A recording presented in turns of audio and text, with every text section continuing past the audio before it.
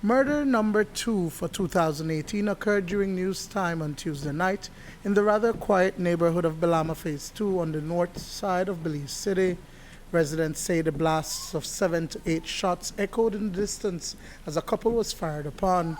37-year-old Jermain Ryan Vellos, a Belizean warehouse machine operator of Queens, New York, was hit multiple times to the body and died on the steps of a house on Maurice Bishop Street. His wife, 29-year-old Stephanie Foreman Vellos, was struck to the right leg and grazed to the left hand.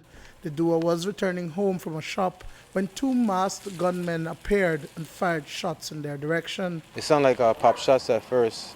A gentleman who lives abroad, a foreigner in New York City, came from the shop probably around 7:15, 7:20. So he's walking up the steps. Looks like he got ambushed probably by 1 or 2 gunmen. They caught him in the middle of the steps. Personally, I saw only one, but one of the sisters happened to say there was 2 gunmen. They were both wearing masks, and they probably came from the water side or something. You know, I doubt they could have came from the streets. Like I said, whoever they was trying to catch, they was trying to ambush the person. Kareem Mivett says Jermain was visiting his wife and son. He's been in Belize for about 3 weeks for the Christmas holidays and was to return to the U.S. this Thursday. His wife was first hit twice by the bullets, and then Jermain, posing as a shield, was shot 4 to 5 times before the gunman escaped.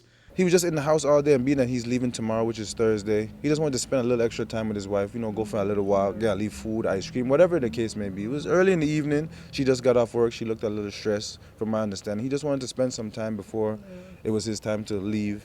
So upon coming back, reaching back to the stairs, they're headed up the stairs. From my understanding, 2 gunmen came masked in black. Jermain perished minutes after getting shot.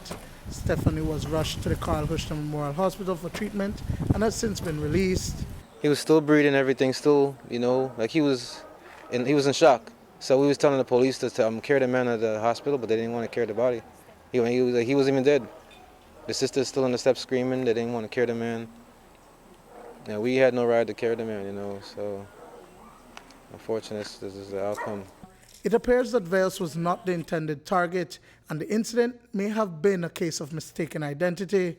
From several accounts, the gunman called out for someone, and when told he's not there, opened fire at the unsuspecting couple. I don't know if he knows. They call out the person. They call out a name, right? I guess the target who they wanted. But when the sister held out, this is not such and such, the person still started shooting the shots. And dude just dropped on the ground, and that was like it. They said a name. They can say no call no name, so I'm not gonna speak nobody's name. But whoever they were looking for was not there.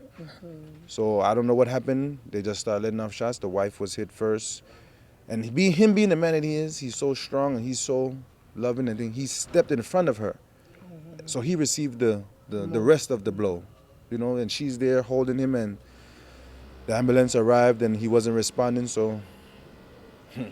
I don't know, man.